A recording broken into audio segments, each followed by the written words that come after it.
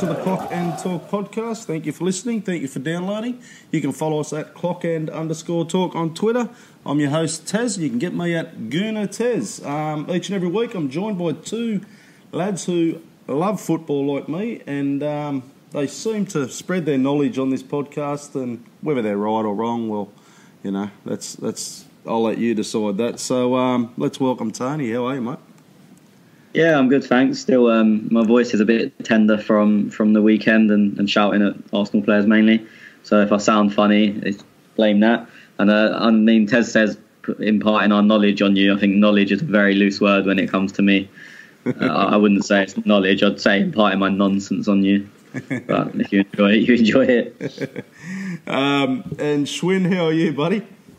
Doing very well. Again, I mean, I'm not sure about knowledge. It's nonsense, and most of the time it's wrong. I think we've hardly been right. And all you need to see for that is check out our World Cup podcast and see the predictions we made there, right? Did anyone get anything right? France. I said France. You said France, did you? Yep. Yeah. Well, Socceroos let me down. That's a stupid bet. Anyway, let's get on with this show, boys. Before we get going, though, I've got some house cleaning to tidy up a bit, and I don't want to harp on it too much, but Schwinn and I did a podcast last Friday, I think it was, Schwinn, with the preview on the West Ham game, but it never saw the light of day, and the reason it never saw the light of day is because a young bloke who we did the podcast for basically stole the content off somebody, and just a shit fight that me and Schwinn did not want to get involved in. Cut a long story short, you, the good listeners out there who ask us questions each and every week, and this week we've got about 35 questions, and we love our listeners, we love our questions, and it gives us plenty to talk about here on the podcast. However, it come to my attention last week that this little flog stole them questions for his own podcast. So it was a bit disappointing. Now, young bloke, I know you're out there listening, and you've told us you listen to us on a regular basis. A little bit of advice for you, champ, is get your own fucking content, mate, okay? Because stealing our content isn't what it's all about, buddy. So we're all happy to give you a run. We're happy to give you a spot on the podcast, and you asked a couple of questions here on our podcast last week, and yeah, so, mate, in future, you can get your own content and stop thieving ours, you dirty little cunt. Okay, so I just wanted to touch on that quickly because a lot of our listeners did ask what was going on, and that's the reason we were speaking about it last week. So it happened after we recorded last episode. So, okay, so Schwinn, that podcast will definitely not see light of day, mate, that we did. Yeah. I doubt it. And I don't think we should see it anyway. I mean, it's dated at this point, and of course, you know, I mean, we try to support the kid. You know, as you said, Tez, he's a young guy who's trying to do things, and we thought we can help in some way or the other. But you know, when you try to take advantage of someone like that, that's not quite all right. And you know, even if that episode does make it on the air, I don't think any of us are going to actively share it. So. It's all right. It's behind us now. That's right. And it was more disappointing, you know. You're trying to help a young kid out, and he does that to you. And I thought, we value our listeners and the questions they ask each week, and to see that thread being used on another podcast without permission, I thought I was a bit taken back by it, to be honest. So. Anyway, he will learn as he moves forward through his podcasting career, hopefully. So. Okay, let's get into this game, boys. So, Tony, a lineup came out, mate, and some would say it was probably the best lineup that we've seen this season. Yeah, on paper, and what I was surprised about is that I think Mickey's not been very good. I've said it on here, but obviously his figures and his stats will probably look quite good because he's had goals, assists, and a lot of key passes. I know we debated last week that Schwinn thought he was very good and I thought he was very bad. And I was surprised to see him dropped because I thought the key headlines, the goals and the assists would keep him in the team. But I was pleased he was because, as I said, I don't think he's been performing. So that was a bit of a surprise for me.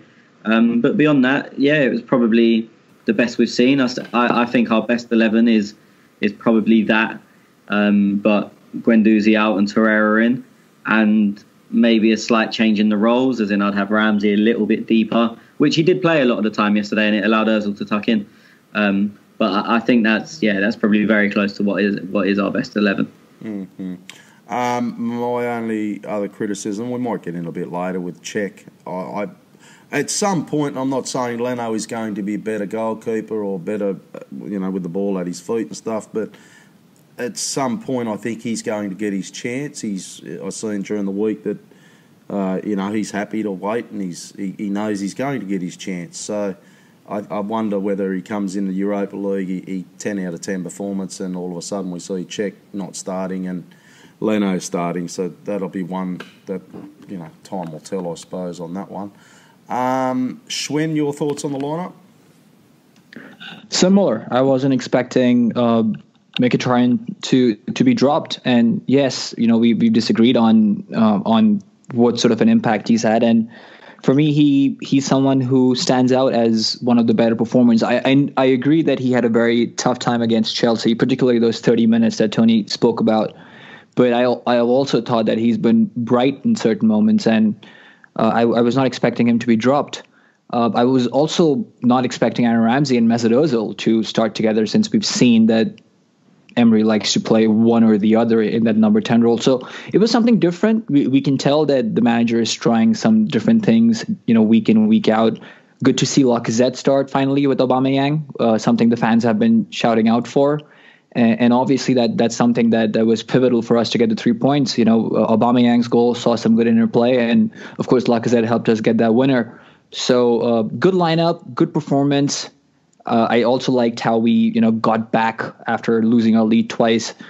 Our defense is suspect. I think we all know that at this point, but we were struggling to attack well, and I think yesterday we managed to show some bright sparks there. So all in all, progress. So no complaints from me. Tony, it was great to see Mustafi get one in, mate, assisted by Xhaka. Yeah, I mean, brilliant ball, but our set piece delivery and the routine, which I was really pleased about from the first corner. But our set piece delivery was on point all day.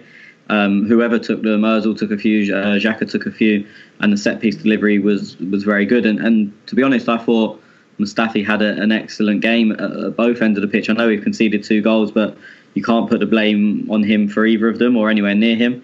And as I said, it's not often I give Mustafi credit. What's so frustrating with him is he's either excellent or awful. He never really seems to be in between. If we can get the excellent out of him more often than not, then we'd appreciate it. But I mean, I personally can't see it, but I've got to give him credit where it's due. It was a great header, and he had a very good game in my book. Do you reckon you touched on the set pieces there? And obviously set pieces are a strength of a lot of teams, but do you think it's becoming one of our main strengths? I say this quite often. We've got this image as being terrible from set pieces. Pretty much every year we lead the table in goals from corners, but we have this image as because we're weak, we're not going to be good in the air when the crosses come in. But it's nonsense. I don't know where it's come from, and it looks like Emery has worked on them, especially when you look at little routines that we done, like for the first one where Lacazette pulled up to the front post. It was flicked back to Ramsey, and it was a good save from the keeper. Like, that's obviously been worked on, but any players will tell you it was always rumoured that Wenger didn't bother with them with set pieces. He didn't work on them, but any player will tell you that they probably worked on that more than anything else. Maybe not routines, but type of delivery areas and little moves they would do. They said Wenger was so precise with them. So it's something we've always been good at. I don't know why we've always had this reputation as poor from corners, or you shouldn't concede like in the air to Arsenal, but we score a hell of a lot of goals from set pieces, and we have done for a long time now. Mm-hmm. Schwinn, there was a couple of yellow cards. I'll just go through them all quickly. Monreal got one, Bellerin got one, Guendouzi, Granit, he got one. So there was 4 yellow cards issued for us. Anything there that you want to touch on that you noticed? Not quite. I think our game management was awful, especially in our defensive part of the field. But I did like how our players were not holding back, especially the Bellerin yellow card. I think that was one he slipped on, and I think it was quite intentional that he put his hand out to stop that attack. But I don't mind that. There were instances where we could have done better. I think Granit could have done a bit better, arguably. But at that point, I'm splitting hairs. But it's all right. These things will compound over time and maybe come to bite us. But I don't mind them in games which are very well balanced and could go either way. So no complaints from me there. Okay.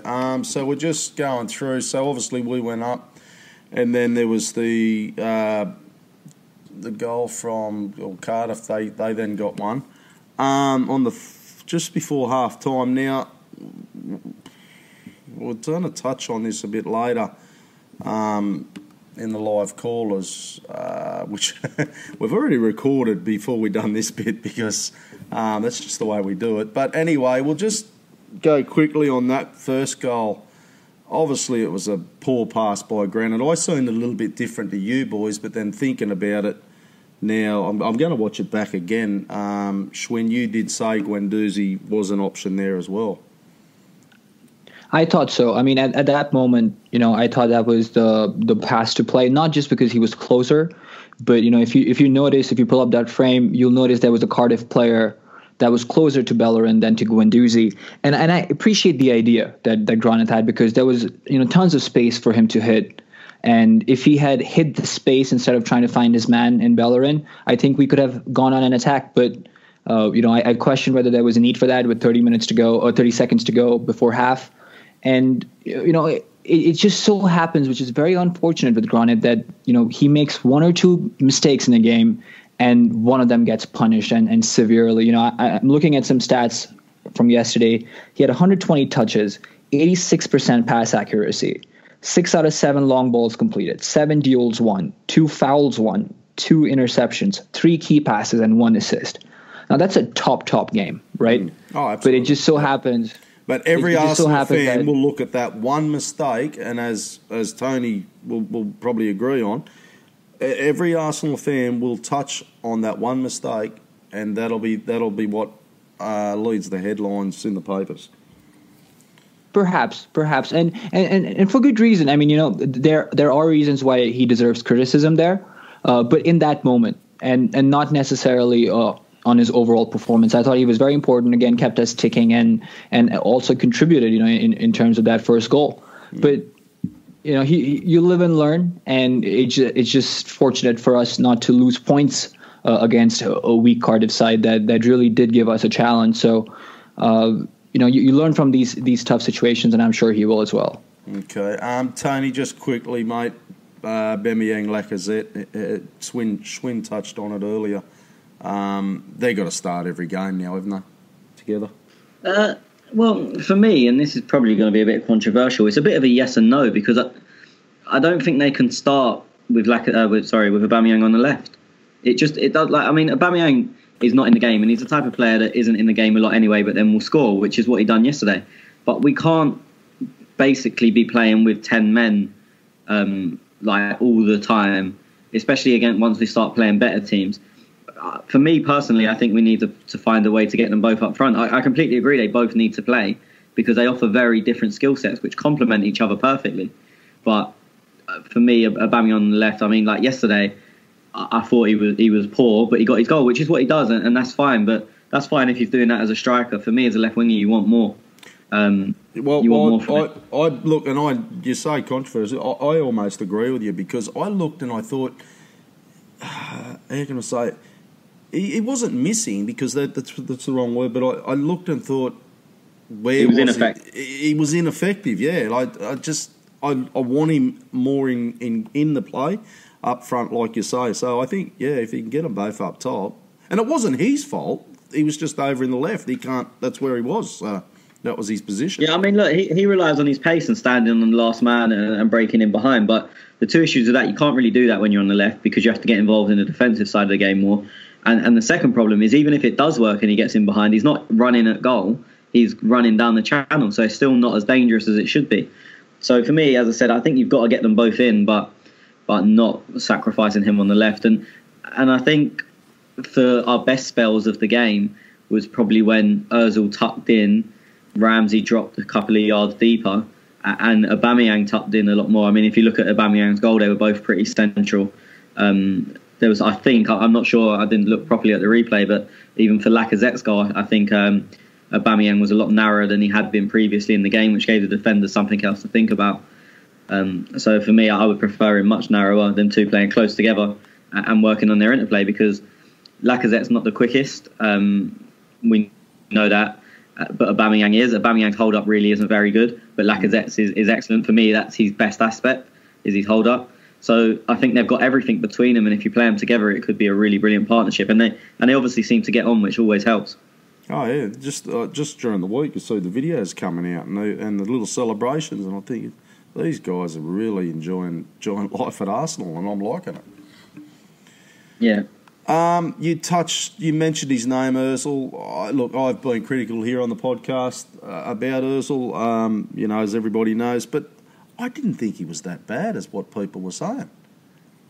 I mean, for me, he wasn't bad at all. He wasn't amazing, but he wasn't bad. But he had 10 minutes, and it came with a couple of chances in it. And I think it ended with the Aubameyang goal, and then we sat back again.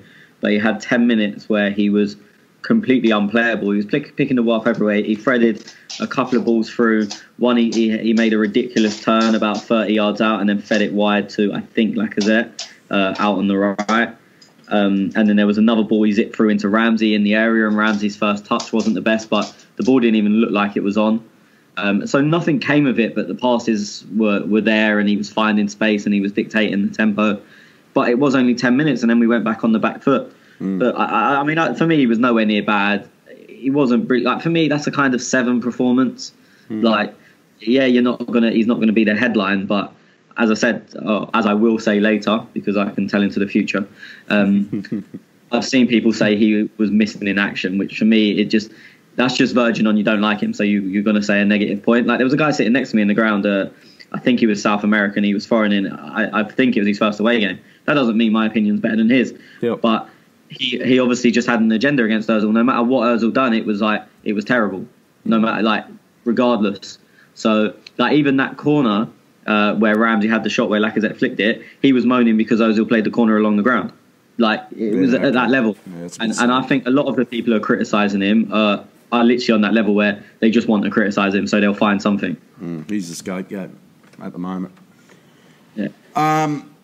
What was I going to say now? I just want to, and I'm going to put you on the spot here a little bit. There's been lots of reports on Ozil. He's got to change his game. He's got to change to suit Emery's style. Now, can you explain to me what that means? Because I don't really know. For me, Emery came in and said we're going to be this heavily pressing team, and in people's head, Ozil didn't fit in that because he's not the most. He's languid, as we always know about his style. He doesn't sprint all over the place. He gets his work done. As I said, you only have to look at the distance covered, but he's not the type that's going to sprint around like all over the place and pressing hard. He's not that type of player. And Emery said he wants to press. So people have gone with that. But if you actually watch us, and I said this last week, are we actually pressing? Because I don't feel like we are. I don't feel like we're a press side. I haven't seen it, no. I mean, look, it is very difficult, and I said this last week, it's very difficult against teams like Cardiff and West Ham because they don't play with the ball at the back. So there's nothing to press. But I think that's the issue. Emery's come in and he said from his first interview, we're going to be a heavy pressing team. I don't think you can in the Premier League because there's probably only 5 or 6 teams that you're able to press because the others don't care for playing the ball at the back and the keeper's going to smash it long to their 6'5" centre forward. You can't press that. When the ball's in the sky, you can't press it. So I think, and I know a lot of people disagree with this because they say, the players should adapt to the coach. But for me, Emery's got to adapt because if he thinks we're going to be a pressing team, he's going to be wasting a hell of a lot of time because there's only, as I said, Tottenham will play out from the back. Liverpool will probably play out from will definitely play out from the back. Chelsea are obviously trying to under Sarri. Man City obviously do. United probably won't because their centre-backs are awful and Lukaku's massive. So there's probably only 4 teams in the Premier League you can press. So saying, we're this pressing side and Ozil doesn't fit that, I would agree Ozil doesn't suit a strong press. I would still get him in the time. I just wouldn't have him involved in the press. But as I said, in England, you're not going to get that option often because In Spain, pretty much every keeper gets the ball, takes his goal kick, rolls it out to his centre back. In England, as I said, I've just named the 4 teams that will do that. No one else is going to do it. So you can't press that. Like, say, a Crystal Palace, good side, but when they're smashing the ball onto Benteke, what does it matter if Aubameyang, Lacazette, Ozil, Mkhitaryan and Ramsey are going to press when the ball's in the sky and going 60 yards away from the keeper? It just doesn't make sense. So how do you fit Ozil in? How does he adapt? See, for me, I think a lot of people are reacting to what Emery has said and not actually what's happening on the pitch. So they've said, he's got to adapt, he's got to work harder, he's got to get involved in the press. But as I said, when you actually watch us, there is no press because the other teams aren't letting us press them. So, as I said, I think most people are reacting on, to use my phrase, not what they're seeing with their eyes, but what they're hearing that the manager wants. Okay. That you can't press when the ball's in the sky. Yeah, right. So when he gets dropped, he got subbed off the other week, half time. No, but that's different because Chelsea was a pressing game because they outplayed that play out from the back. Right. But I'm saying you can't have this plan to be a pressing side when the vast majority of our games, probably 20% of our games will be pressing games, and the other 80% you will not be able to press. So, just do you see what I mean? But Chelsea, I can understand the intrigue there because that is a game where you press. Because if it was under Mourinho's Chelsea, then you couldn't press them because they went long to Drogba most of the time. But Sarri obviously wants to play out from the back, and that's a pressing game, and I can understand him getting subbed off there. But as I said, in the other games, you're not able to press them. Okay. Because I was just going to make a comment. When he went off, Welbeck came on in the 84th minute. I don't think that was the manager pissed off with him. I think it was just... Oh, no, that was... let's be honest, we was winning. They were going to come to look back in the game, and Welbeck is a better defensive player than Mesut is. And I don't think anyone will deny that. He's quicker, he's stronger, and he does get through more work. So... that was it wasn't an annoyance thing. It was this guy is better to see the game out, and I don't think anyone would argue with that. I've not seen a close-up reaction, so I don't know if Ozil was pissed off. I've not heard he was. I've not seen any complaints about it. So for me, that was just a tactical substitution in the same way that bringing Aubameyang off and bringing Mkhitaryan on was. I don't think there's anything to read into that. Yeah, okay. No, I just wanted to clear that up. I haven't seen any reactions or any either, but I just thought I'd get that out there now because we are recording the day after the game. So, Schwinn, you got any to add on that, mate? No, I think you guys covered it really well. Thanks, and mate. I agree with pretty much everything. What I'll just say is that Welbeck's taller too. So, that deep into the game, 1-goal lead against set pieces, he would have been an asset as well. So it's quite an obvious substitution in my eye. But to be fair, I was going to bring this up later, but there was a bit at the end. I think it was their last set piece, and it ended up sailing out for a goal kick. But Welbeck done so well, just got his body between. He didn't actually do anything, but he just got his body between him and the man. And they probably wouldn't have shown it because they would have shown a replay or something on TV. But pretty much every Arsenal player was going over to him, like patting him, well done, Danny, like excellent defensive thing. And as much as I like Mesut, he ain't going to do that. So absolutely, it kind of justified itself. And as I said, I don't know if you guys have seen that, but it's something I noticed, like in the ground clearly, that Welbeck done a very good defensive job right at the end of the back post. Okay, well, Schwinn, I'm gonna throw Torreira at you, mate. I've seen some stats that backed his performance up. I thought he was pretty good when he came on with Guendouzi. He's obviously got a start each week as well. I don't want to shit all over Guendouzi. He seems like a good kid, and he's going to be the future there. But I noticed the big difference when Torreira came on. You? I did too. I thought he was very good, especially in on the half turn. He was able to get out of some tight situations, and I thought that he obviously did very well in finding Lacazette and getting that assist. But I don't necessarily think these two things are quite as mutually exclusive as we're making them out to be, because at that point, before right after we scored and we're in the lead for the final time in the game, Cardiff threw numbers forward, so we were able to find players forward and run with the ball. But when Guendouzi was on, that was not the case more often than not. So it's different, right? The game evolves, as I spoke about it last week out, that the first 15 minutes of the game are obviously going to be different than how things are towards the end. I do think that Torreira deserves a spot based on what we've seen from him, but is he ready? There's a reason the manager is not starting him despite seeing these performances in the last 15, 20 minutes of each game. But the reason he's not starting, as I said last time, I think it might be a bit to do with the language.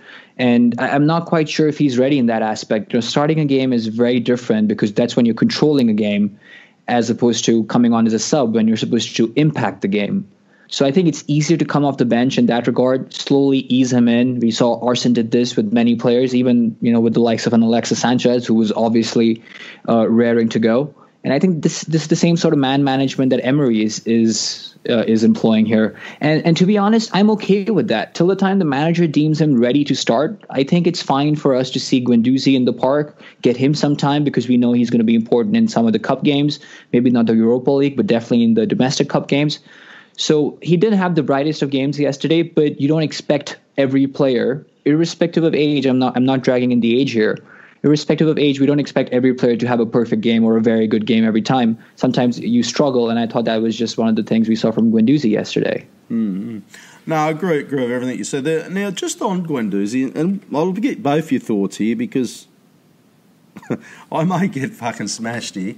I just thought he'd done a lot of side passing yesterday. There's just a lot of no going forward from Guendouzi, and that was my only obviously problem with him.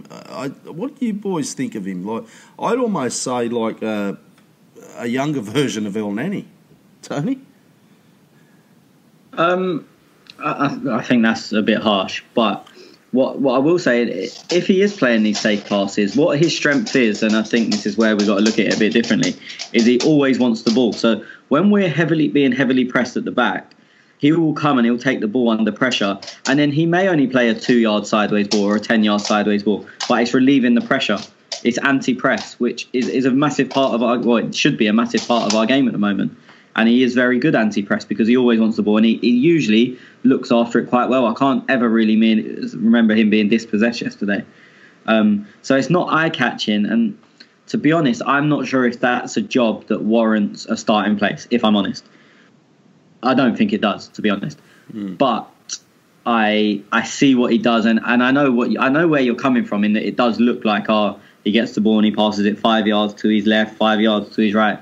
But I think you have to look at the positions where he's getting it and the options he's giving.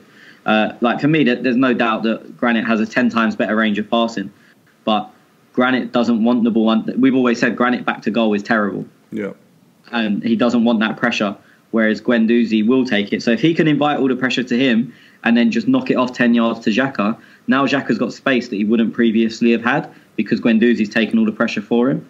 Okay, yeah, so I gotcha. I do get what you mean about him being short passes, but I think you have to look at the wider picture and say that in that aspect he is doing quite a good job. Yeah, it's a good little trio we've got: Torreira, Guendouzi, Xhaka. It's, between, and we've said it before, they're going to be. It's not going to be a set starting lineup because we've got so many options, haven't we? Yeah, I mean, for me, and obviously I know you two just spoke about it, but for me, that Torreira cameo, if you want to call it that, now cements his place in the team. I think from now on he starts, unless, and I haven't looked, if Uruguay have a lot of travelling to do, obviously we're in an international break now, and then we're in Newcastle away, which is our furthest away game as well. So if he doesn't come back till late because he's in some far place of South America, then he may not start at Newcastle, but that I think would be the only reason he wouldn't start. I think, and I agree with Schwinn, he came on at a bit of an easier time, but he was very good. As I said, I don't need, and none of us need stats to tell us how good he was in that half hour. And as I said, for me, and a lot of people there that I spoke to during the game and after the game was like, surely that's it now. That's his breakthrough moment, if that's what you want to call it. And as I said, the only thing that will stop him at Newcastle is to travel. And he may not travel, I don't know. I've not looked. But I know Alexis used to have a lot of issues that he would go deep into South America and he'd only get back on the Friday and we'd have a game on the Saturday. So if Torreira's got that situation, I don't think he'll start. But anything beyond that, and I think now he's on the team sheet. Yeah, okay. Mkhitaryan, what happens with him? He come on the 89th minute. Aubameyang obviously went off, and you can't do much at that time. And that end of the game. Like I've seen a bit of criticism from him, but he's got to pick himself up, and he'll be right. Yeah, no, it is what it is with his sub, and I personally don't think he's been good in the games before. Other people do. His numbers are okay. It's just rotation. It's going to happen. And I welcome it in a way. It's better than having players coming in completely cold. At least he is getting minutes. So if we do need him, if someone does get injured or blah blah blah, he's ready to play. And that's the joy. I mean, I know Lacazette hasn't started, but he's come on in every game. And the joy of that is that when he did come to start, he was ready because he's been playing minutes rather than just coming completely out of the cold and not remembering what physical football feels like. Yeah, no, I agree totally. Now, anything else you boys want to talk about this game? Because we've got a fair few questions to get through, which will cover a lot about this game as well. Just one thing quickly. The atmosphere from start to finish and even after the final whistle was absolutely unbelievable. So just credit to, I'm kind of half crediting myself here, but credit to anyone that was there making that atmosphere. Again, I'm not saying they're better fans than anyone else, but that's the best atmosphere I've heard at an away game for a long time. And it's the best away day. I mean, the performance wasn't the best, but it's one of the best feeling away days that we've had in a long time. So in a time our fans get a lot of match-going fans get a lot of criticism for being quiet at the Emirates, which we are, I think we do have to give them credit at this time because they were very good. Yeah, awesome. Good to hear. Yeah, I did hear a lot of chanting on the TV when I was watching it, actually. So yeah, we could hear you. Yeah, no, I said it was to a man, and even at the end, like when the players came over to give their shirts or applaud, they all came over as a group. A couple had stayed behind. Guendouzi and Torreira gave their shirts to young kids in the crowd. Cech always gives these gloves to young kids in the crowd, but it was like everyone stayed and everyone was just like screaming their names. They're the only three people on the pitch at this point, them three, and not a single person had left, and everyone's there chanting like very loud. Just a very good atmosphere, which I don't often get to say it about Arsenal, so I thought credit where it's due. Yep, no, nice. Now, quickly, I just realised I wanted to touch on Cech. I don't know if I've got a question there. We must have a question. We must have a question about Cech, eh? Yeah. If we don't, we will touch on it later. We'll go through the questions, have a look.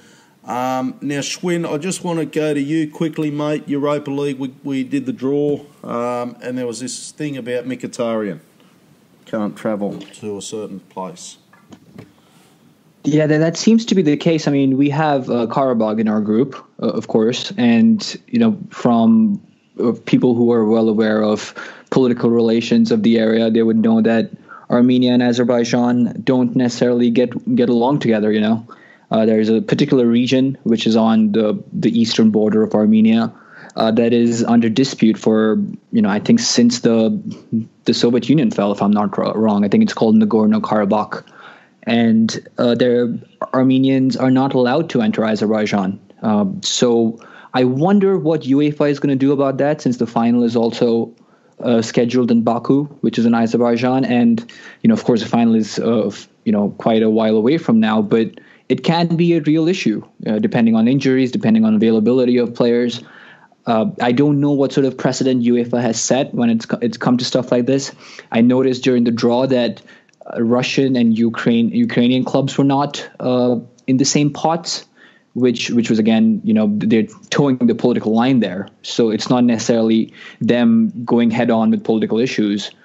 So it's going to be a tough one. I'm not sure what the rationale is going to be behind fixing this or not fixing this, but it's one to keep an eye out on. And I'm not too worried about Karabakh away, but if we end up making the final and that's something that's going to decide our season, then Mkhitaryan can be an impact player, if not a starter. So it's one to definitely keep an eye out on.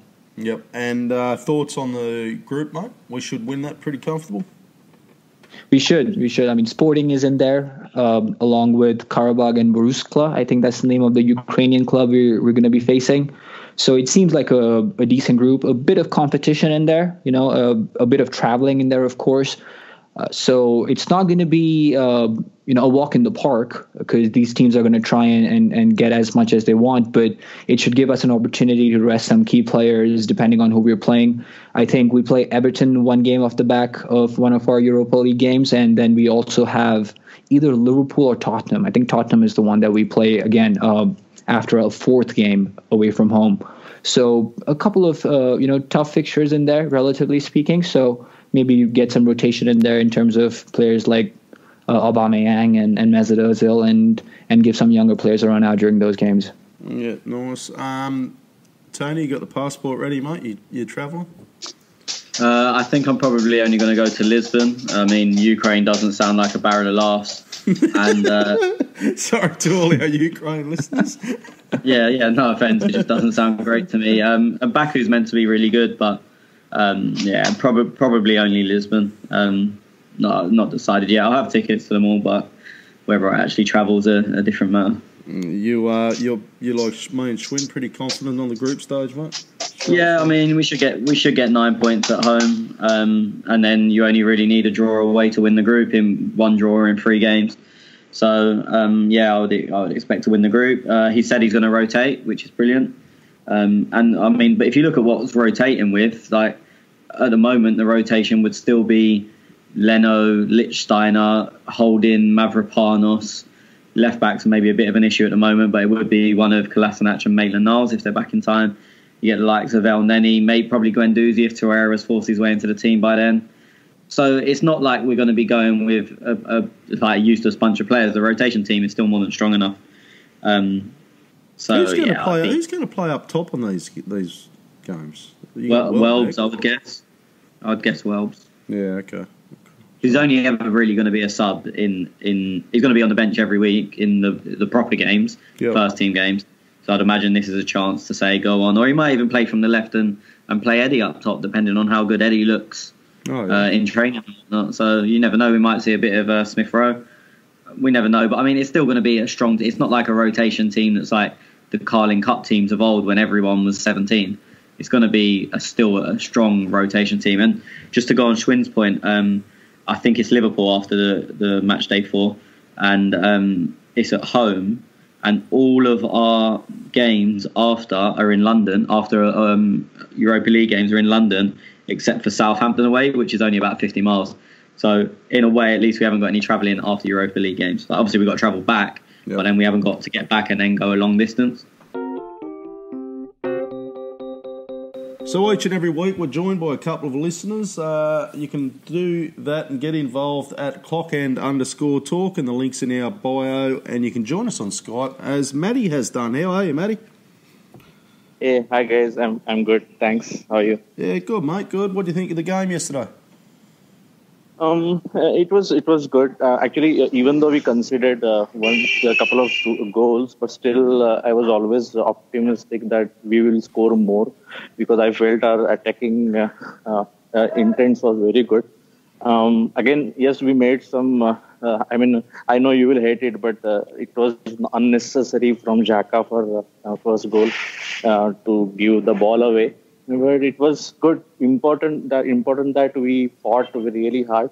Cardiff was definitely not a pushover team, and it was good. 3 points before the international break. Yeah, no worries, mate. Have you got a question for the boys? Yeah. So I have a couple of questions. I quickly gone through it. One question is if Schwinn and Tony can explain. This is what did you find any difference in the formation or tactics in terms of first half versus second half? Because I felt somehow Ozil was more effective in second half. Did Ramsey and Ozil interchange their position, or how did it work out? That was my first question. Second question was for the second goal. I felt actually Harry Arter had faked the foul. I don't know whether I'm correct or not. Was the referee gave unnecessary free kick to them? And third question was just a second. I noted it down. Yeah, as much as I was furious with Xhaka for the first goal, but do you think who was to blame for the first goal? Was it Nacho? Because I think he was so eager to get the header. Instead, he could have just stayed back and then ultimately blocked the shot. So these were my 3 questions. Right, Tony, I'll let you go with the first. Schwinn, you go the second, and I'll touch quickly on the third, and then we'll just. You guys might disagree with my third one, but anyway, Tony, you go with your first one, mate. Yeah, it was a strange one because Ozil definitely found himself more central and he had a much bigger impact on the game. And there was a period in the game for about 10 minutes where he looked on a different level to everyone else, and nothing came of it, and no one will remember it. And I've seen people saying he went missing again, but there was a period for 10 minutes when he did come inside where he looked completely unplayable. But it wasn't like an interchange because Ramsey didn't go right. I mean, I don't really know how they fitted it in. I think they just basically had Ramsey as a runner and Ozil as a 10 and abandoned the right-hand side pretty much because in that period we was so dominant. It was a bit strange that like sort of we were dominant and then scored and then stopped, and then they were dominant and then they scored and then stopped, and then the same thing happened again and again. But I think in the dominant times we pretty much abandoned the right-hand side, just left Hector there on his own. Mez tucked in to play as like a 10, but then Ramsey didn't, as I said, covering Ramsey stayed in just the same position he was. Maybe it's not quite a 10, not quite a central midfielder, still attacking, but not a 10. I don't know how to explain that. But yeah, he definitely did tuck in, but it wasn't so much as an interchange. Okay. Schwinn, you remember the second? Yeah, so on Harry Arter, I mean, in a nutshell, yes, I think it was a dive. I don't think there was enough contact, if any, for him to go down. And, I mean, from that position, it seems like we're struggling in terms of, dealing with balls that are aerial threats. And even towards the end of the game, even once we capitalized on that last goal, I was a bit fearful, with all those balls being hit in. Their captain, Morrison, was a threat. And I'm not quite sure why Ramsey was the one marking him on that occasion, but we didn't pay for that later on. So I'm glad that we didn't concede later on. But on that occasion, I do think that there's some sort of introspection required, and I'm not sure whether a retrospective ban can be handed out for something like that. But it's something that needs to be seen, and many more often than not, it's South Americans who are blamed and accused of diving, but clearly on that case, Harry Arter did make the most out of it. And just to touch on the third, this is where I probably maybe a little bit biased. Look, for me, it was a stupid pass by Granit. However, if you look back at it, you have a look at the options he had when he made the pass, and you have a look at Bellerin running down the right-hand side, screaming out for the ball. At that point, I thought, don't pass it. But then he obviously made the pass and got the intercept. But what other options? He could have kicked it out over the sideline. But I looked at it and thought, I blamed Bellerin personally because I felt that Bellerin was he was running down the right and he made Granit, well, not made Granit, but Granit seemed to see him, look up, see him, and thought, I'll pass it over to Bellerin, which was an intercept. Look, a lot of people may disagree with me, but that's the way I type of looked at it. But Guendouzi was available right next to him, and he was unmarked. I mean, I would say he was 2/3 on the way to Bellerin and in that same direction. I mean, look, I'll be honest. I thought Grant had a very good game, and he made one error that led to that goal that we conceded. But based on the logic you just laid out, Taz, I thought Guendouzi was the safer option there. Yeah. Okay. Yep. No, like I said, I'm open for ideas, but I just thought I seen Bellerin running down the right, and I thought he's going to pass to Bellerin. Look at Bellerin running down the right, and that was the option that he did. If it had gone, he could have went to Guendouzi as well. I didn't. Well, I don't know if also as well. I mean, I'm in agreement with Schwinn, but also if like the ball to Bellerin was on, he just woefully underhit it. So I can't even blame Bellerin because the run wasn't bad. It was a terrible ball. But look, everyone that listens regularly will know I always say there's 3 or 4 faults for a goal. And I agree with Maddie that Nacho made a small mistake. Xhaka's was the big mistake. Letting the cross in so easy is a small mistake. It's very rare, unless like say when Cech passed it out to Arter and he missed the 1-on-1. That would be one person's mistake. But it's very rare, unless it's a keeper, that it's one person's mistake that leads to a goal. And as I said, I think Xhaka was the main part, but there was 2 or 3 smaller mistakes in that goal as well. But as I said, blaming Bellerin, who everyone knows I'm not a fan of, for me is ridiculous because the pass was on. Xhaka just underhit it by at least 20 yards. And you can't blame anyone else for that. And as Schwinn said, the ball that was that should have been played was a simple square ball to Guendouzi. It's game management as well, which I always moan about. Our game management is terrible. But you've got 30 seconds to go to half time. Don't take a risk. It was stupid to take the risk. Like, absolutely, I don't disagree with that. I couldn't work out why they did it. I agree with Schwinn that it's a very unfortunate for Granit, because I thought he had a very good game, but that's what gets remembered. Yeah.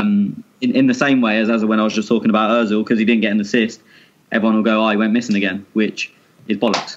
But you know what I mean? It's what writes the headlines, and the headline is that Xhaka gave away a goal, which is very unfortunate, but it happened. No, that's right. Okay, Matty, hopefully we answered your questions, buddy. Yeah. Thanks for that. And just last thing before we wind up, Tez, I hope you will be following Jamshedpur FC in Indian Super League now since Team Kyle has joined. Say it again. Who am I following? Yes.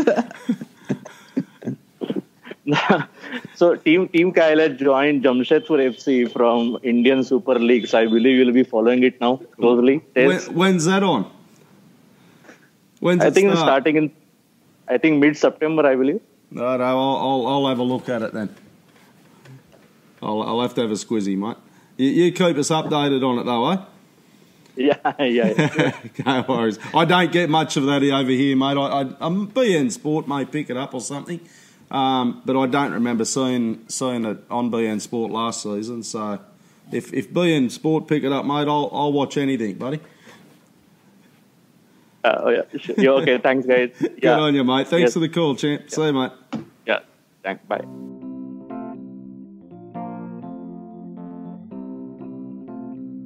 Now, just quickly, and I know it is very, very early predictions here. I'm not going to ask you a prediction on whether we're going to go to the final. I'm going to ask you, obviously, Emery's, they say he's the man to win this Europa League. Sevilla, they're pretty good. Chelsea are in there, and we still have Champions League teams to come in, obviously. They're the two main dangers at this stage, you think?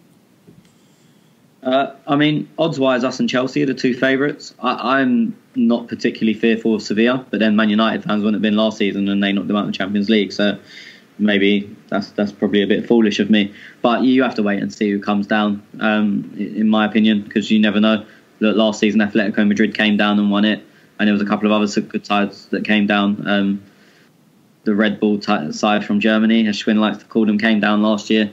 So, and they're in it again this year. They're a decent side. So, as you said, it's way too early. But betting wise, I know Chelsea are favourites and we're second favourites. Fuck being in that group with them two Red Bull teams. See that? Yeah. Who else was it? The Celtic as well, no? I think so. I don't know. To be honest, I didn't even watch the draw. Like, it is what we're going to end up playing sides, and someone's going to tell me at some point. I didn't even watch the draw, so I haven't looked at the other groups really. Yep. Okay. You ready to answer some questions? I'll give it a go. Yep. Okay. Polisick. Yep. Why the fuck don't we drop Xhaka? And then go on then. Steve Clear says drop Xhaka or Guendouzi for Torreira. Well, one of them, to bring Torreira in naturally, one of them does have to be dropped or rotated or whatever nice way you want to put it. Yep. Okay. You want to answer why the fuck we don't drop Xhaka, or we touch on that every week, seems to, don't we? Because he passes the ball forward. In a nutshell, he passes the ball forward. I'll go because he's the best in the world. You can't drop the best player in the world. You've got Messi, you've got Neymar, you've got fucking Granit Xhaka. Simple as that. You cannot drop the best fucking player in the world. Let's move on. Schwinn, Josh Jones says, here we go. Here's Czech. We knew this was happening. With Czech having another below par game, would you give Leno a run of games, or do you think he's kept with him as Socrates is new and doesn't want too much change at once already suspect defence? That's an interesting way of looking at it. I've never seen our goalkeeper selection based on our center defenders, but that can be argued. But at the same time, Leno is a German speaker, and Socrates is, of course, and so is Mustafi. So I don't think the communication would be a real barrier. I mean, yesterday the first 5-10 minutes were very, very nervy from Czech. Apart from the very beginning of the game where he almost lost the ball to Reed, I think it was. He also gave the ball away a couple of times cheaply, right to Harry Arter, 5-10 yards away from him. So he also seemed a bit nervy in the tunnel before the game started. And, we shouldn't necessarily be blaming Czech because this is not his game, as we've spoken about. But Emery keeps persisting with him. And, this is, I mean, I don't want to use the word stinking, but it is stinking a bit of stubbornness. And I'm not questioning the manager, but I'm trying to understand why he's doing what he's doing. And the only thing that screams out to me is that Leno is not trustworthy in goal. We know he has the ball playing ability, but does he have the shot stopping ability? Even if it's not as good as Czech's, Yeah, no, I haven't seen much of Leno, so it's very, I'm not going to sit here and say, oh, let's start Leno over Czech because, look, I know what I'm going to get out of Czech. I don't know other people here, listen to the podcast. They might go, oh well, Leno is better, and I'll take their word for it. But for me, I can't say. Eventually, I'm going to see Leno. We're going to see Leno, starting somewhere, whether it be Europa League. Like I said earlier, if he has a good Europa League, then maybe he starts over Czech. But I'll just rattle off. There's a couple of heap of questions here on Czech, actually. So silly me thinking there wasn't. Because Joe also says, do you feel that all of Czech's criticism is deserved? Emery must see something in Czech to start him over Leno. We need to put more trust in the new manager. He also had the 5th most clean sheets in the league last season, despite being 10 years older and having a poor season. Josh Jones goes on. So that was Joe. Josh Jones says, with Czech having another blow-par game, I already read that. Yeah, we must give Leno a run. So, there's a bit of food for thought as well, Schwinn. Yeah, I mean, I don't disagree. He is a decent goalkeeper, and I think all the criticism that is levied on Czech is deserved because the criticism is of kicking the ball. It's not against shot stopping, right? As I said, I don't want to blame the manager either. And from what little I've seen of Leno, I don't necessarily think that he doesn't deserve a chance. I think he's a decent goalkeeper, and maybe he's not at the level of Czech is in his shot-stopping ability, but the fact that he's not even gotten a look in so far, you have to question what's going on. I remember mentioning a couple of weeks ago on this show that James from Gunner Blog, mentioned on the Arscast that the staff at the Emirates, the staff at Colney was not at all pleased by what they've seen of Leno. So there's some information for you which you may or may not believe. I think he's going to make a push for it. As you said, Tez, if there is some competition time that he's going to see in the Europa League or whether it's one of the domestic competitions, I think he has everything going for him in that regard to be able to push for the first team in the Premier League. You know what I like though? We're having this discussion.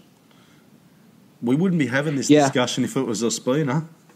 So we have a backup. We have a goalkeeper there waiting who may be ready, who may not be ready, but hey, he's there. Yeah, but you know what? We still had these discussions last season when Czech wasn't quite. I don't listen. He had some good games.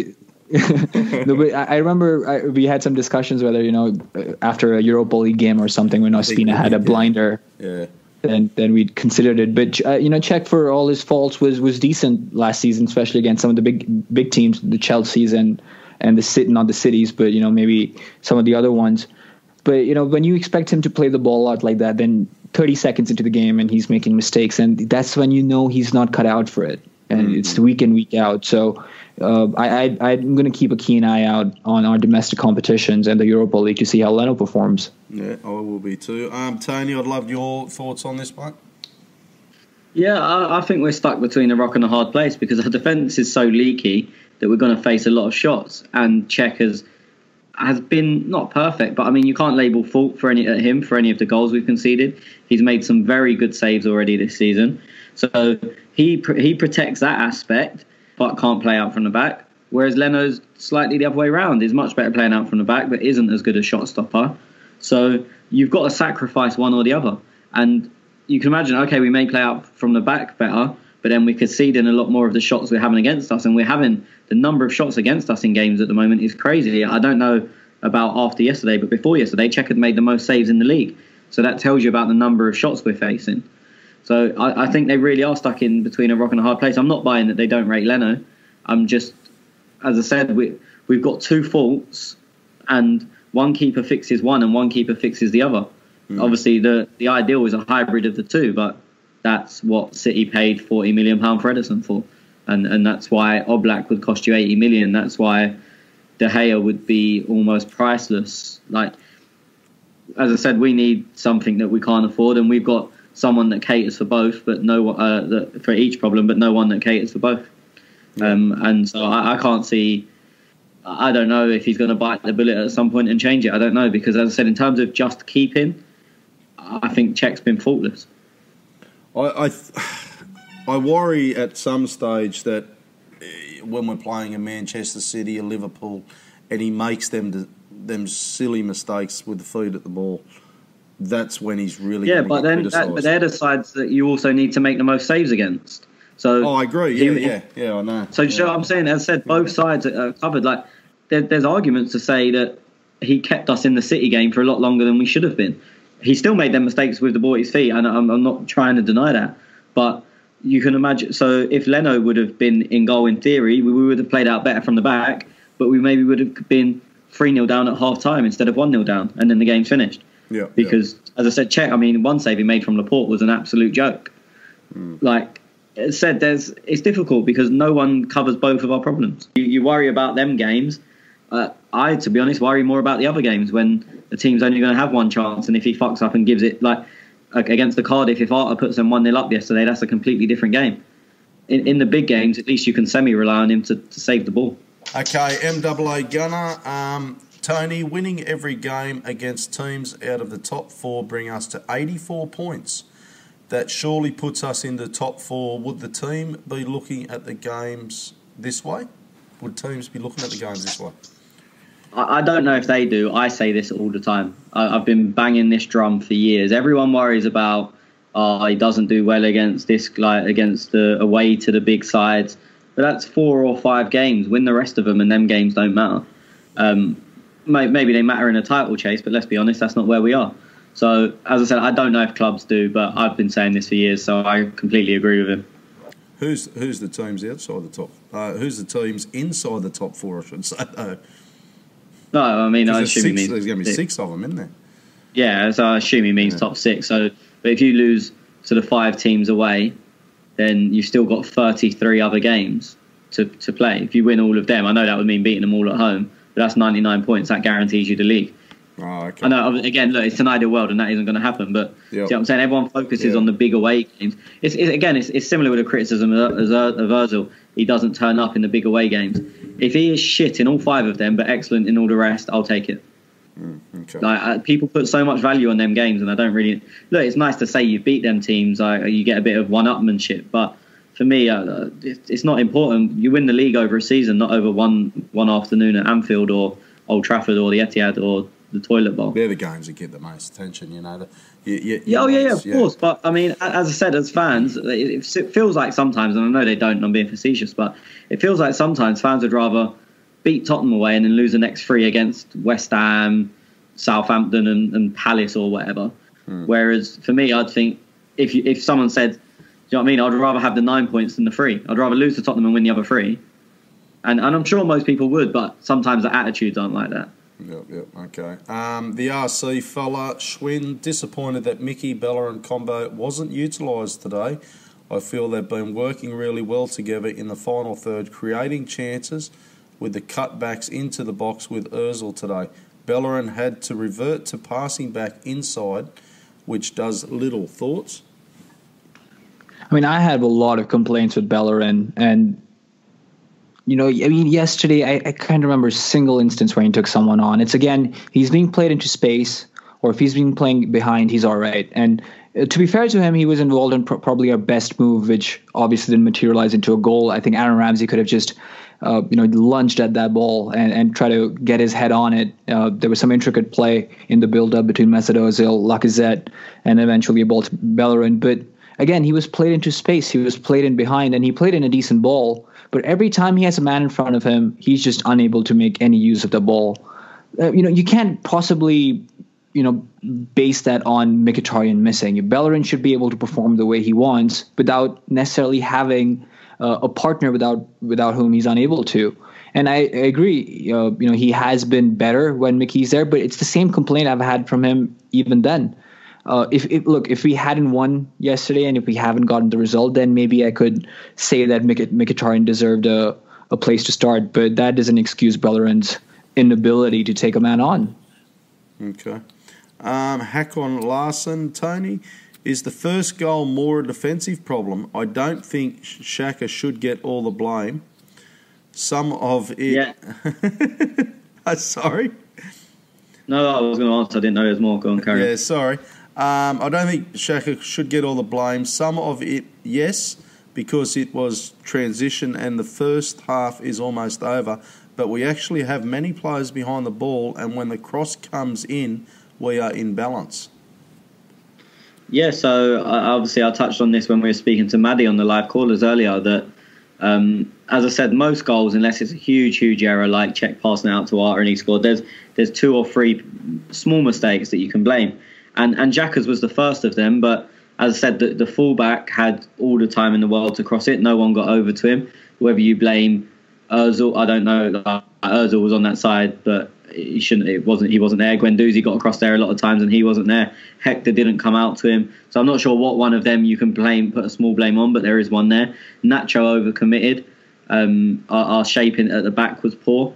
So look, there's definitely a Xhaka mistake there, and I'm not trying to take away responsibility from him. And his is the biggest mistake of the mistakes within that goal. But to put most goals, you can't purely put the blame on one player. And so I agree with Hakon Larsson. Yes, he's at fault, but for me, there's other issues as well that could be looked at and should be looked at. Okay, Hakon Larsson. Lacazette with another good display. The goal is actually so good. The touch and the finish is on a so high level. Worked his ass off and got the winning goal. Gotta love it. Starting next game as well. Look, we all agree with that, and well, Tony, you were a bit controversial, but just I think I didn't. What did you say about? Oh no, you said you wanted them start up front together. That's right. We didn't touch though. Who was your man of the match? Oh, Laka by an absolute mile. I thought he was silly good.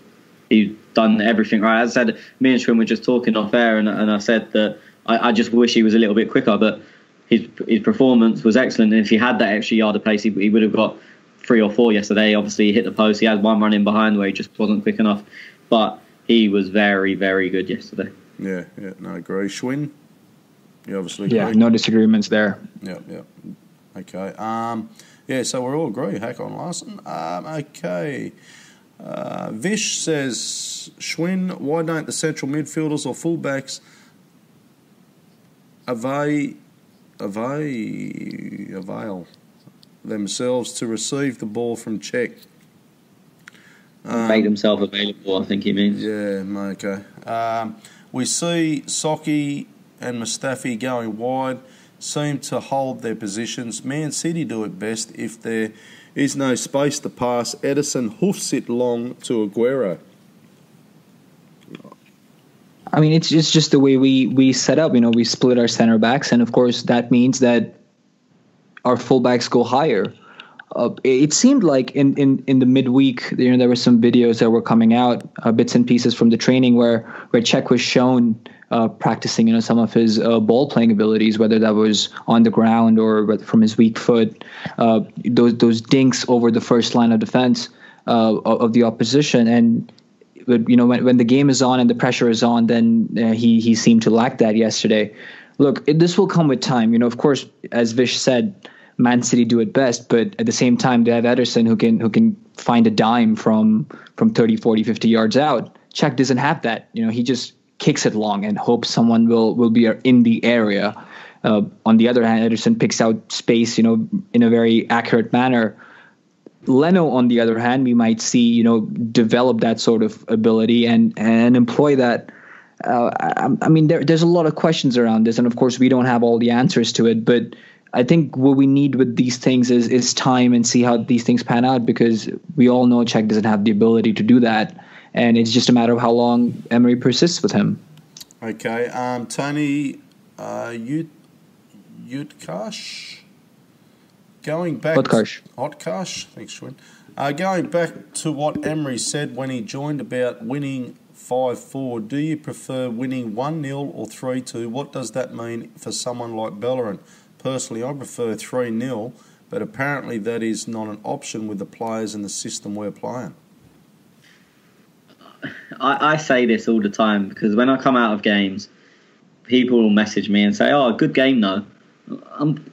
It sounds stupid. I'm bored of good games. Give me a 2-0 win where you know you're going to win, no drama, you score a goal in each half and it's comfortable and you're never under pressure. I'll take that all day. And actually someone brought up this quote as we was leaving the ground. They went, well, he did say we was going to win 3-2, but I just don't think you can afford to keep giving teams chances because it is going to bite you on the arse. If you're constantly conceding, you're going to have an off day up front. That's a weakness, isn't it? I mean, look, for me, it's nonsense. And look, to be honest, I don't think he actually thinks that. I think that's trying to get the fans on side, saying, I'm going to play attacking football. I think that's what he meant by that. And there may have been a slight language barrier and whatnot. But, I mean, my point about a boring game stands. Like, as much as, I want to see exciting football, but it takes a toll on you, and every week it's like an absolute battle. And I get if people are at games not often, then they want to be entertained when they go, and that's fair enough. But I've seen so many 3-3s and 4-4s, and just like, can we just win? Like, just win easy. Because if you win easy, you save something, you leave something in the tank. Like yesterday, there was absolutely nothing left in the tank. You see, they worked their nuts off. But if you win that game 2-3-0 comfortable, I know we've got an international break now, so it's poor timing for me to say this, but do you know what I mean? I'm glad we've got the international break, because I'd be worried if we were coming up against who are we playing next? It would be Newcastle. But still next week, I'd be worried, you know? Yeah, that's what I mean. If they are winning 2-3-0 comfortable, then they can save 10% back at the end of the game. And as I said, this is something I've moaned about for a long time, and it may be a personal thing. You lot might think, I'd love to win 4-3 every week, but I mean, I hate, obviously the 4-3 win is good, any win is good, but I just wish we was a lot more comfortable and more steady at times. Mm-hmm. No, if I'm going to watch an exciting game, it'll be, an Everton or something. Let them win the 4-3 or something. I don't want us to do it. But then I don't want to play Man United style either. So I am a bit torn on that. I don't want to be boring as batshit. I mean, no, you can but the style and result are two different things. You can still be attractive to football.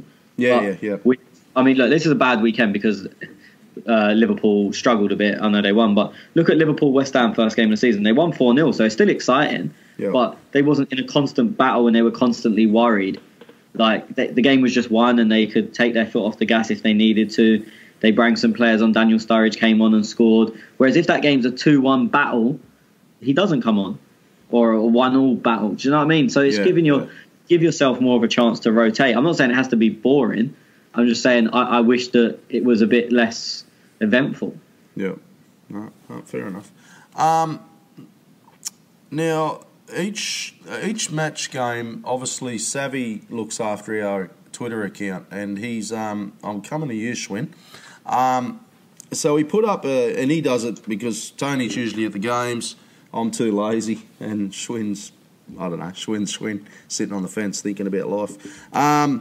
So Savvy does it all, but he put up the man of the match thread yesterday, poll, sorry. Now, Lacazette, 95%, Aubameyang, 2%, Ramsey, 2%, and any other mention was 1%. I'm not sure who the 1%. But Schwinn, the reason I bring this up, because Sand-shit, that's not right, is it? Sand-shit. Anyway, we'll run with Sand-shit. Sorry, brother. Is it shit or is it shit? Is it CH or SH? CH. Yeah, sun shit. Okay, I got it. Not sure what Ramsey did to deserve to be in this poll, though I felt like he could have done miles better. Lost the ball several times in good position. That is just my opinion. Your thoughts on Ramsey, Schwinn? Look, I thought Ramsey was very good yesterday. Obviously, Lacazette deserves the man of the match out and out. And, Ramsey didn't come close to him in terms of his performance. But, particularly in the first half, and when, till the time we had scored our second goal, I thought Ramsey was very good. I thought he worked very hard. In the first half, he was the only one who seemed to threaten creatively and combined very well with Nacho Monreal. Defensively, I thought he did a lot of running for Mesut Ozil and Aubameyang, because as Tony mentioned, when Ozil would tuck in, Ramsey was dropping deeper, and he would also come and combine in attacks. I thought the free role sort of suited him yesterday. I'm not sure how much of a free role he'll get in the future, because I don't think we can give it both to Mesut Ozil and Aaron Ramsey at the same time. They might share some of those responsibilities, but I'm trying to look through his stats here as we speak, and I'm not sure how much he lost the ball, if I'm honest. If you guys have that off the top of your head. I've brought it up myself. So shots inside 2, key passes 4, total passes 63%, 50 successful. What are you looking for? Loss of ball. Dispossessed once from what I see here. I've got one as well. 1 tackle, 1 clearance, 1 foul conceded, 1 fouled, 2 dribbles. Look, he wasn't too bad. He was everywhere. I'll give you that. He did work his ass off. Well, I think every now and then we try to compartmentalize players into numbers. I mean, of course, we are going through statistics right now. But if our attacker doesn't get a goal, or if our midfielders don't get an assist, we try to shun them. And not every game are we going to score 5-6 goals where everyone can combine in those numbers. And I thought maybe some of this criticism towards Ramsey is coming from there. In the first half, again, as I said, some very good interplay between him and Monreal down the left. There was an instant when I think Lacazette went down because he got a arm to his face. That was a very good ball across the box. Lacazette's shot that hit the post. Right? Again, it was Ramsey who found him in tons of space around the edge of the box. So I thought he worked very hard, and until the time Mesut Ozil was able to involve himself into the game and obviously picked up some of those key positions that led to the goal. I thought Ramsey was the only creative spark in our team, if I'm honest. He probably in Cardiff, they obviously scored a couple of goals and they go away from that match pretty proud of themselves. But Ramsey, I would hate to be defending against Ramsey because he was everywhere.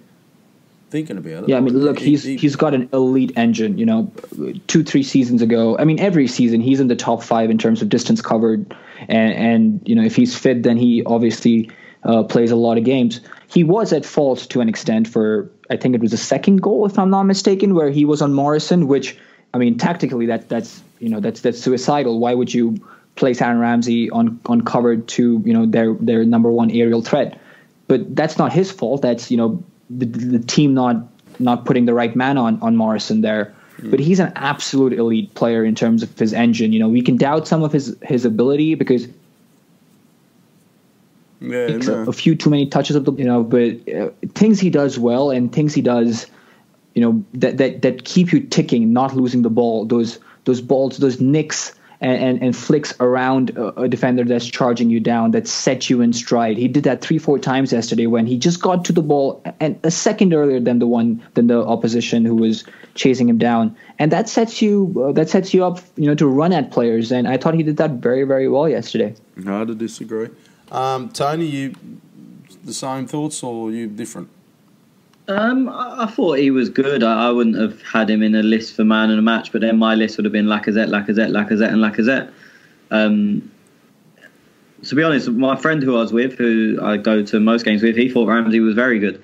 So it is obviously just a difference of opinions. His game management was actually very good, which is something I heavily criticised last week, but he had a run down the left right at the end and he wasn't going anywhere, but he just kept moving the ball so they couldn't get to him. Ran down into channel, wasted a bit of time, then played a simple ball back to Monreal. I thought he came alive when, funnily enough, we let Ozil take up the free role and Ramsey's role became a bit deeper and more defined. I think Ramsey came to life then more. He done a few things that annoy me. He hates taking contact. So towards the end, we were 3-2 up and he was trying, not flicks in behind, but he was trying little balls in behind, whereas just take the ball down, get your back into the defender. He's going to go through you in that minute in the game and take the free kick and slow the game down. He done it twice in a row, and again, I wanted to run on and throttle him. But then the third time, he learned. I don't think he was excellent. As I said, he wasn't a contender for man of match for me, but he was decent. I'd probably score him whatever I'm scoring Ozil. I'd probably score Ramsey about the same, to be honest. I was actually disappointed Granit Xhaka wasn't on that fucking list, to be honest. Why didn't he get a fucking shout on that list? Or maybe he's the other. Good on you, Savvy. We love Savvy. Okay, Tony, yes, we've answered what sort of team do we think will play in the Europa League, says MAA Gunner. Rotation. You know what's going to be interesting? If El Neni comes out and has a blinder, then what do we fucking do? Guendouzi, Granit, El Neni. It won't change. You don't think it'll change? You don't think he could play himself into the first team? No, I think there's probably, without putting myself under pressure for names, I don't think there's anyone that can play their way in to being a starter, to be honest. I don't think Leno's going to play his way in. I think if he's changed, it will be changed. It won't be as a result of what Leno does in the Europa League. But he's maybe the only one you could consider is playing his way in. I don't think any other position's overly up for grabs, to be honest. Okay, not even Lichtsteiner? Bellerin? No, Hector's too important going forward. I don't look. I'm not a Hector fan, but the way we're using him is vital. Yeah, true. Yeah, no, I have to agree there. Okay, how is Emery? Vish, how is Emery? This is for you, Tony. Emery's Arsenal any different from Wenger's Arsenal? Wenger got slated for persisting with players that didn't suit our system, yet Emery persists in playing people with obvious differences, weaknesses in our defence. Ecstatic for the win, but a better team would have punished us. Look, I mean, I agree in that I don't really think anything's changed, but if we're going to have to get better to get worse to get better, or stand still to get better, then I'm all for that, because as long as the end result is getting better. I don't think you can overly blame him for not having the players, because he's had one window. He doesn't buy the players anyway, and the players weren't good enough and still aren't good enough on the whole, in my opinion. So I don't really want to use this answer to bash Emery, but I don't think much has changed, and we'll see. This question is probably a better one in 6 months' time or a year's time. Okay. I think now there's not really much you can say about it. What does Snow say then? I heard a little. Yeah, he doesn't really give a shit, to be honest. Okay, Vish, would Ramsey not be a better option coming off the bench to wear down tired defences? Would Ozil be better in the middle, Mkhitaryan out wide right with the Granit and Torreira sitting deep? I'll go to you, Tony, because Schwinn's had a fair bit on that one. Well, I mean, look, one of Ramsey's strengths is his engine, and I see what he means about coming on and playing against tired legs, but the joy of Ramsey is he can run the legs off people, because if they're tracking him, they're going to have to basically be moving the whole time. Whereas, say, a Ozil, for example, who doesn't make them breaks forward, the defender has to do less running to begin with. So, I mean, again, not for me. And Ramsey's one of them. He to get the pace of the game, he needs to be in the game. I don't think he's a great sub. It's very hard to come on and just pick up the pace of the game. It's one of the reasons I rated Fabregas so highly. He could come on onto any pitch and set the tempo, which is very difficult to do, like when you're coming onto a pitch fresh. And Ramsey's not the best at that. Look, for me, our strongest lineup is what we played yesterday, but Torreira for Guendouzi. For me, Mickey doesn't make it. So I would, as I said, I would slightly change roles of players. I would drop Ramsey a little bit deeper but give him free rein to bomb forward because he's got two behind him. But also tell him, use your engine to cover the wings because we don't have natural width. And he can do that. It may mean using more of his energy going side to side than backwards and forwards, but he's got, like, again, I mean, Schwinn commented on earlier saying you can't really give Ozil and Ramsey both a free role, but I think you can if you have two behind them. And knowing that Ramsey has the engine he does, it's a free role, but when the ball's going down the other end of the pitch, get your ass back there, use your engine, run and get there. But when we're attacking, if you pop up on the left, if you pop up on the right, if you're as the 9 at times making them late runs, it's fine. That's what I would like to see, and I've said this for a couple of weeks now. And I think that's pretty close to what we were at times yesterday.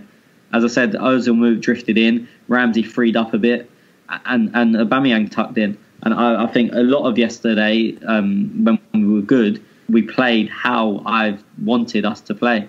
That doesn't mean it works long term. I'm just saying it worked yesterday. Well, give me a formation, because I'm not talking to you, Snow. But I'm just thinking, because you were talking about it earlier with obviously Aubameyang on the left. How do we fit him in two at the front with Ozil and Ramsey in there? Well, the same as I've said the whole time. I'd like to see us play 4-3-1-2 with Ramsey alongside Torreira and Xhaka, but as I said, he has that freedom to roam and use his engine. Ozil as the 1 in the 10 role, and again we know Ozil's going to roam as a 10, and then Lacazette and Aubameyang up top. And I don't mean they have to stay central. I mean, Aubameyang obviously will run the channels if needed. Yep. Lacazette will go into the channels to hold the ball up, but not really sprinting behind. So it's not fixed. It's not like I see a formation board and they have to stay within them certain areas.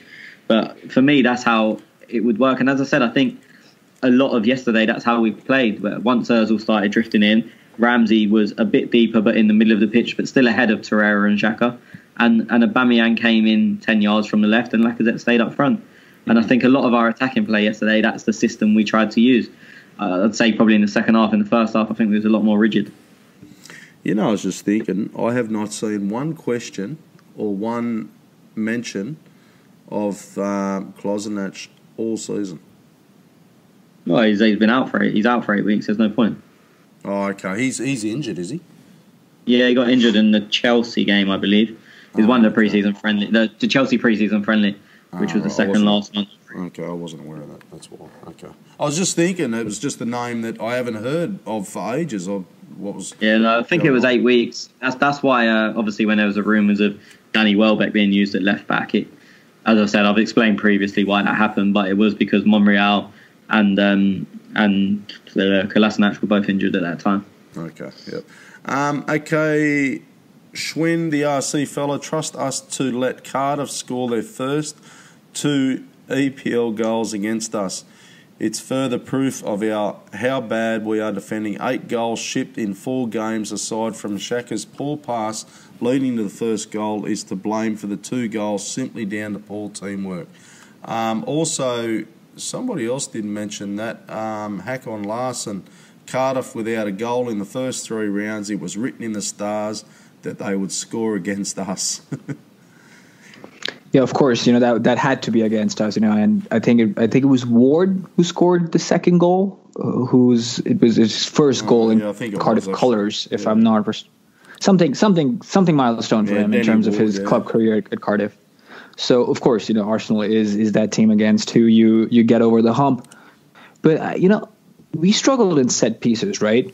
And there is some sort of teamwork to be.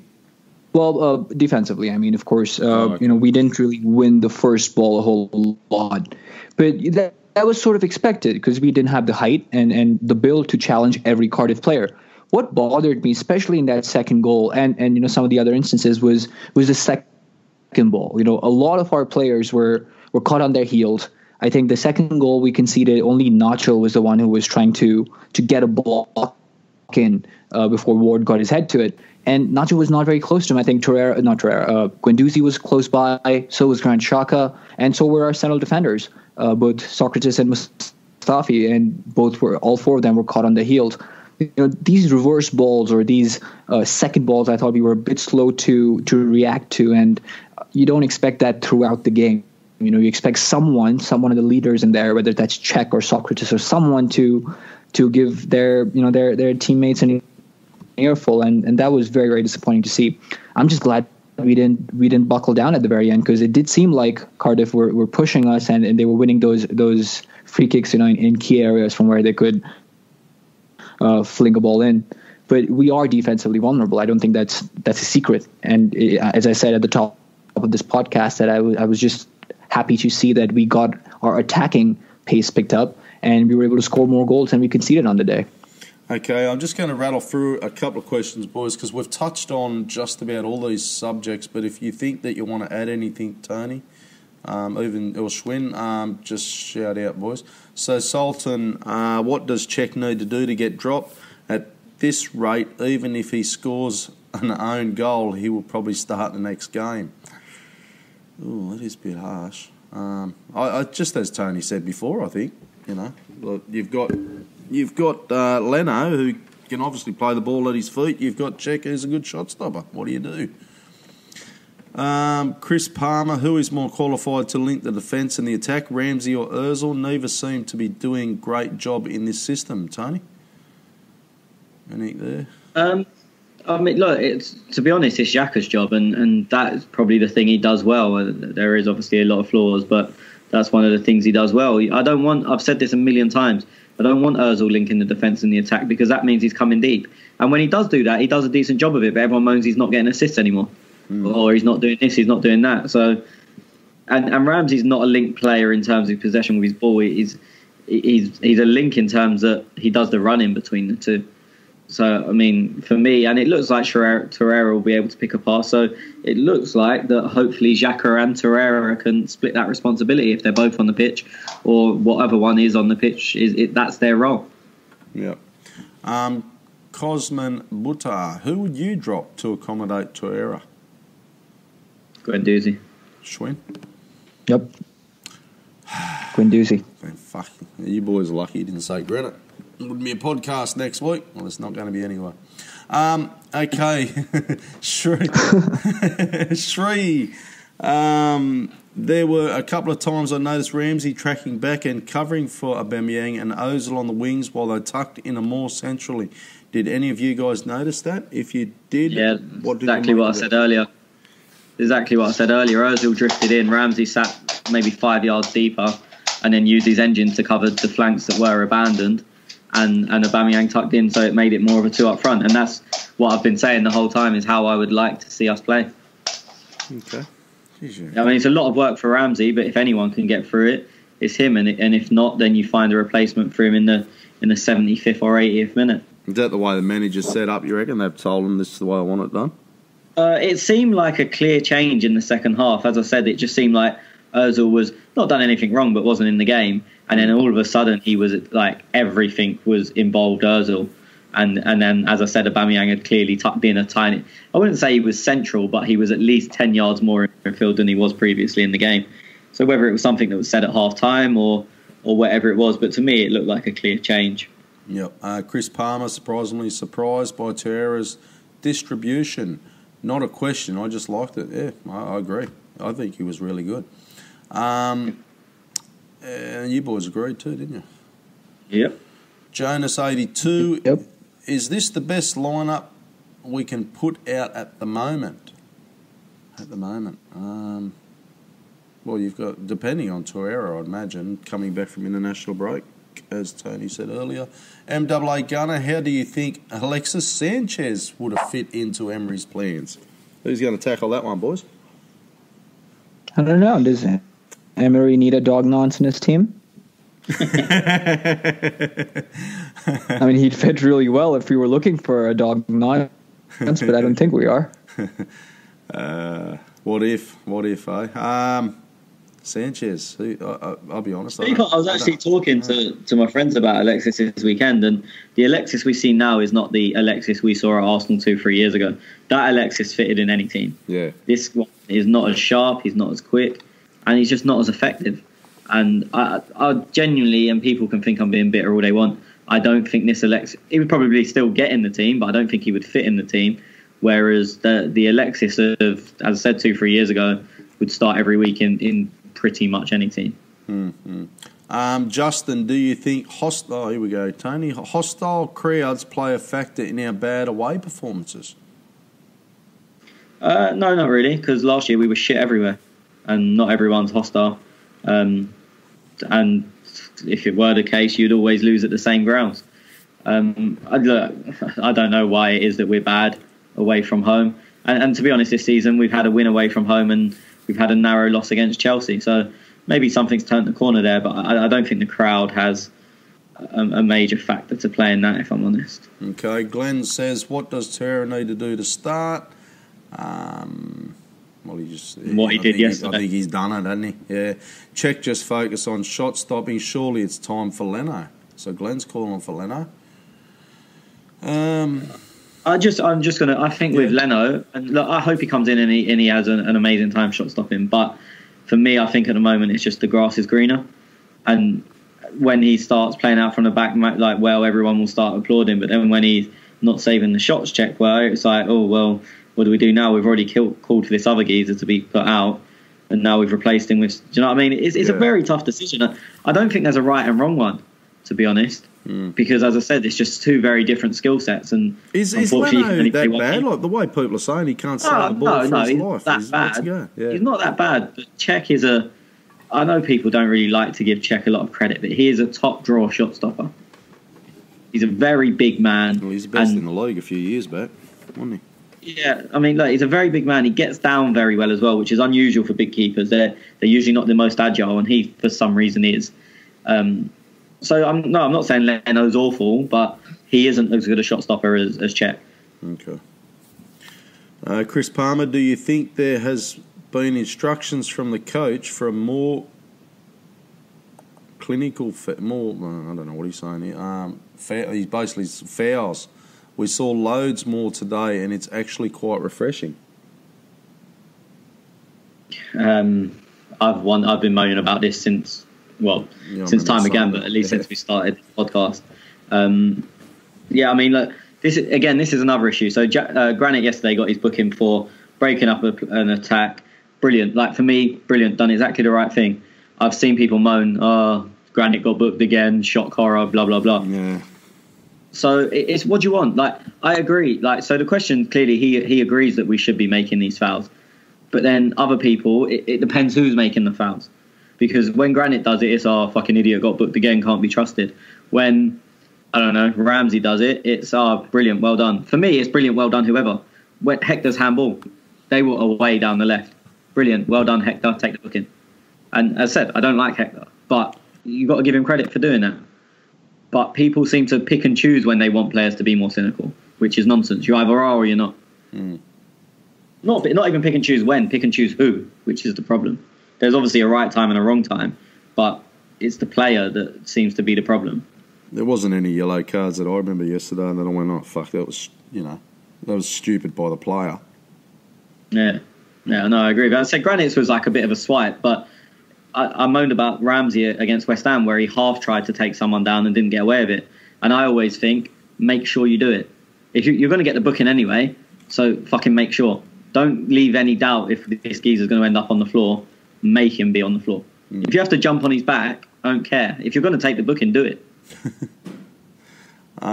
What do you guys think Emery thinks on this? So, hack on Larson. We saw it pretty clear. Czech can fuck up pretty simple pass many times. He wasn't pressed that hard. He gets stressed pretty quickly, and that's okay. But if so, we have to use Leno. Not sure how much better of a shot stopper Czech is actually. He has been good though. So we've pretty much touched on that. AFC Quicksot. What Coyote. Oh, for fuck. Is that Coyote? For fuck's sake. I see it as Quicksot. Okay. I think the listeners know what we have to deal with now on a daily basis or on a weekly basis in terms of our recordings. What needs to change for us to have more control over momentum of our games and dominate our opposition for the majority of the game? It is a game of management issue, or is it a quality of our players, Schwinn? I mean, I thought our game management was not that bad yesterday. Of course, in terms of it was almost like a tale of two halves, where in the defensive half we were struggling to, as Tony said, I mean, we were able to get some bookings and snuff out some attacks, but in the offensive third, I thought we were fine, not necessarily biting the bullet and trying to play some ambitious passes, but choosing our moments and playing safe when we had the lead. I think we can improve, of course, but I don't really think that's quite an issue right now. I think the issue is more to do with embedding yourself into the system and what the manager wants from you, and that was obviously on display in the second half more so in the first half. So I think if there's one thing to take away from here is that the manager is happy to tweak things and judge based on the on the first half how things are supposed to be changed, and the players seem to be believing into that as well. Okay, I'm just scrolling through the questions because there's a lot of questions, guys, that we've already touched on, or we've pretty much answered already. So I've got one here, Tony, from Savesh. Just listen to Emery's interview. He said Ozil felt better with his position on the pitch. Does that mean he will start at number 10 now? Look, the answer is obviously I don't know. He looked a million times better there. Not only did he look better, as so often is with Ozil, when he looks better, we look so much better as a team. So I would be trying to find a way to get him in there because we looked a whole different proposition when Ozil started playing. Okay, Kurnos, Torreira is the destroyer we've lacked in all our games so far. He gives the opposition no options, brilliant in the drawing fouls and progressing the ball forward. The assist for Laka is an example. I have to agree. Our defence continues to disappoint. However, Emery said at the start of the season he would rather win 4-3 than 1-0. Is this something we have to accept tactically moving forward? You touched on that, Tony. Okay, Savesh, not a hater of Ramsey. Actually, like him a lot at number 10 role. Doesn't suit him at all. Plus, we have played our best attacking football with him on the bench against Chelsea with Mickey and Ozil switching positions. Do you guys think he should be dropped again? I'm not a hater, he's saying. Tony? No, we had 20 minutes against Chelsea where we was good and he wasn't on the pitch, so you can't really argue with that. But not for me. As I said, I've said about 10 different times on this podcast how I would like to see the team fit in. And Ramsey would be a key part of that, not just a part. He'd be a very important part and an almost irreplaceable part of how I would like the team to play. I think it's very dangerous basing something on 20 minutes of football, which is what it was really. We was dangerous for maybe 20, maybe 25 minutes against Chelsea. And I think it's very, very dangerous basing everything on that. Okay. Well, boys, that's about it for the questions. And I thank all the listeners for asking the questions. If we didn't answer yours, like I said, we've already touched on it or spoke about it previously. So we're just, rehashing over old ground, to be honest. Okay, so we're not going to be back until 2 weeks, international break. We're going to have a couple of weeks off, boys. Yeah, I think it'll be 2 weeks today unless you record without me because the Newcastle game's on a Saturday, but I'll be travelling back on the Sunday, so I won't be able to record. So it'll either be you two or we'll record 2 weeks today. So it'll be on the Monday. Right, it'll be 2 days after the game. No worries. Do you want to? So before the do you want to do a quick? Rafa's going to be setting up 10 at the back, obviously, like he always seems to fucking do lately. What do we go to Newcastle and what's your thoughts there, Tony? Look, we've got to expect to win. It's where we're at. You should be winning at games like that, but it won't be easy. As you said, Rafa's very organised. You can call it 10 at the back or whatever you want, but they're very organised. They only just lost to City the other day. They only lost to Tottenham by a goal late on. They lost to Chelsea by a goal late on. So they don't make things easy for you. It's what Rafa's very good at. They won't be easy to break down, and they'll look to hit Rondon long and him hold up the ball and they join in play that way with people like Ayoze or Kennedy buzzing around. So we'll have to be vigilant. We'll see what happens. It's not going to be an easy game. Mm-hmm. You got a prediction? Same as always. How about you, Schwinn? Thoughts on the Newcastle game? I'll go for a 2-1 win. I think it's going to be a very tough one, and I think we might just escape with the skin of our teeth. But in terms of a lineup, I don't quite yet see Torreira starting. Of course, we have to caveat that who's available and whether he's going to be traveling. But I suspect he's not quite there in terms of his language and everything else. I do expect Mkhitaryan to come in. Yeah, and Schwinn, you're back, and we might need more than one outlet too. Your internet's playing up like a fucking bitch, mate. So we've got to, obviously, my thoughts, I think we start with what we did yesterday. I'd like to see Terrera come in, Guendouzi out. We beat Newcastle. I'm going to say 3-1. I think Newcastle will get the... Oh, shit. They do defend well, don't they? No, I'll go 3-1. Hopefully we get the win, boys, and that'll put us up on 9 points. That'd be fucking good. We're sitting 9th on the ladder, so... Okay, lads, you got anything else, Tony? You good, mate? All good. All good. Schwinn, you back with me? All good, yep. Righto, boys. Thank you, everybody, for listening. Thank you for downloading. You'll follow us at clockend_talk. You can get me at Gunatez. You can get Schwinn at AFC Schwinn. Is that right, Schwinn? That's right. Good stuff, boys. Okay, see you in 2 weeks. Thank you.